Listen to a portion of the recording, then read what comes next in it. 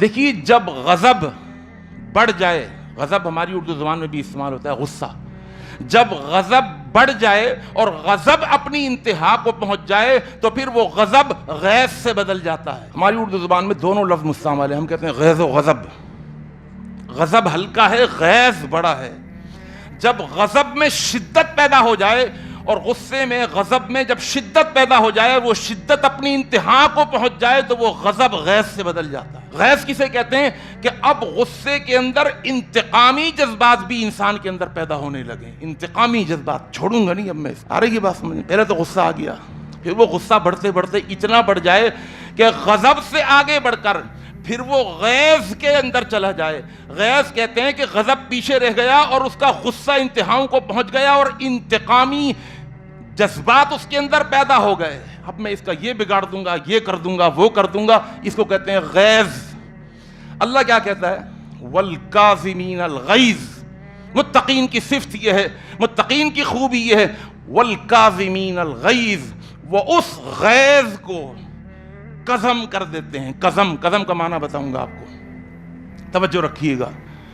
اللہ ہمیں قرآن کو ترجمے کے ساتھ پڑھنے کی توفیق عطا فرمائے۔ قزم کسے کہتے ہیں؟ کاف تا کے بعد جو ذا آتی ہے، زوئیں بھی بولتے ہیں ہمارے اردو والے، اور میم۔ قزم کسے کہتے ہیں؟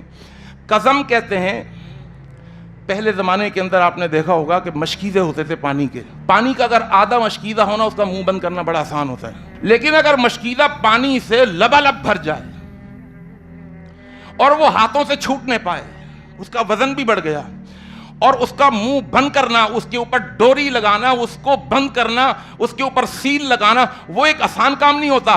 پانی گر بھی سکتا ہے، جھلک بھی سکتا ہے، اور جگہ گیلی ہو سکتی ہے، پانی ضائع ہو سکتا ہے۔ وہ اس بھرے ہوئے لبالب مشکیزے کا منہ مشکل سے، محنت سے اس کو بند کرتا ہے اور اس کے اوپر ڈوری باندھ دیتا ہے۔ اس کو عربی زبان میں قزم کہتے ہیں۔ آئی بات سمجھ میں؟ ایک ہے غصہ پی جانا، ایک ہے اپنے غیظ کو پی جانا۔ وہ غیظ جو باہر نکلنے کے لیے تیار ہے، وہ مشکیزے کا پانی جو اس کے منہ سے چھلکنے کے لیے تیار ہے، جو نکلنے کے لیے تیار ہے، گرا سو اب گرا، اس کو بند کرنا، اس کو پکڑ لینا، اس کو ڈوری لگا دینا اور اس کے منہ کو صحیح طریقے سے بند کر دینا کہ ایک قطرہ باہر نہ نکلے، اس کو قزم کہتے ہیں۔ اللہ کہتا ہے متقین کی دوسری صفت یہ ہے، وَالْكَاظِمِينَ الْغَيْظَ۔ وہ غصہ جو انتقامی جذبات سے بدل گیا، جو غیظ سے بدل گیا، وہ غصہ جو اپنی شدت اختیار کر گیا اور وہ لبالب بھر گیا کہ یہ پھٹ جائے۔ تَكَادُ تَمَيَّزُ مِنَ الْغَيْظِ، من الغضب نہیں کہا۔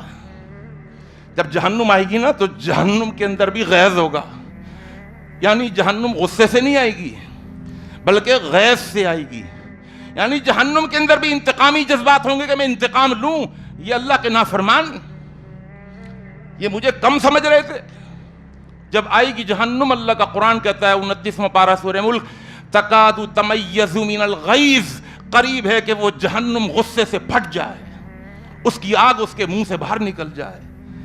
فرمایا یہ کیا کرتے ہیں؟ وَالْكَاظِمِينَ الْغَيْظَ۔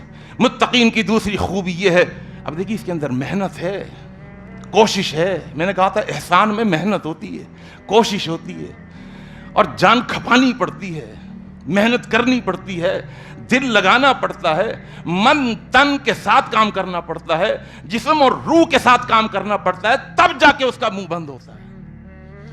تو اللہ فرماتا ہے ان کی دوسری خوبی ہے وَالْكَاظِمِينَ الْغَيْظَ،